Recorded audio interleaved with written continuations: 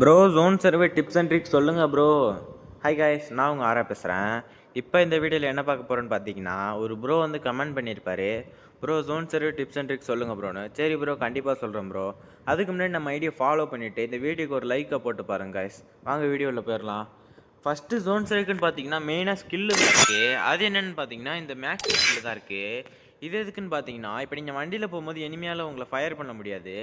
அதுக்கப்புறம் பார்த்தீங்கன்னா நம்ம தலைவன் மேக்ஸிம் தான் இருக்கான்.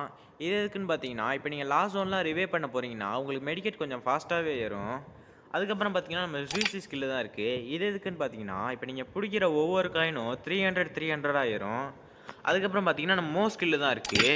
இது எதுக்குடான்னு கேட்டிங்கன்னா, இப்போது எனிமி உங்கள் வண்டியை ஃபயர் பண்ணிட்டாங்கன்னா அங்கேருந்து எஸ்கேப் ஆகிறதுக்கு ஒரு பெஸ்ட்டு ஸ்கில்லாகவே இருக்கும்.